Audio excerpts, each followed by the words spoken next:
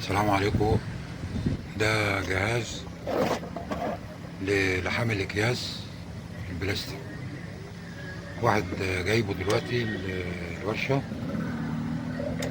وطبعا بيقول لي ما بيشتغلش، فهنفتحه ونشوف ايه.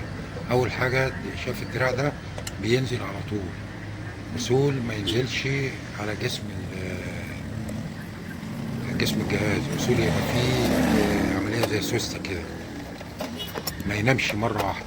فهنفتح دلوقتي ونشوف ايه المشكلة. هو طبعا مشكلته بيقول لك انه شغال بس ما بيلحمش، يعني الكهرباء واصله له بس ما بيلحمش. ففتحنا اهو القاعده من تحت، 4 مسامير.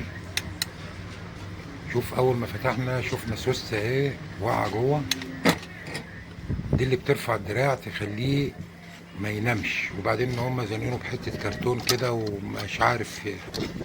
فهناخدها خطوه خطوه. اول حاجه هنشوف السوسته دي، هنبيتها مكانها. طبعا مكانها بيبقى فيه بنز في جسم الجهاز نفسه، بنز زي راس مسمار كده، والريشه اللي هي السوسه بتزق فيها دي، ايوه الريشه دي فيها زي بنز برضو، السوسه بتعشق فيها عشان ما تقعش. احنا عملناها. دلوقتي هنشوف اي عيب تاني. لقينا السلك ده مالص، فهنشوف مكانه اهو. دي زي خرم كده او منيم، كل سلكه فيها زي ما حته ريشه بتعشق جوه. طيب احنا دلوقتي حطيناها مكانها، بس معرضه برضو ان تطلع خفيفه اهو. هشوف لما المفتاح هنا بيتحرك اهو.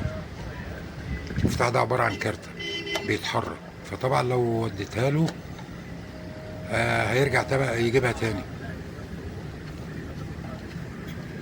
فاحنا مش عايزين السلوك دي تتحرك خالص، بحيث ان ايه ياخد شغلته ويبقى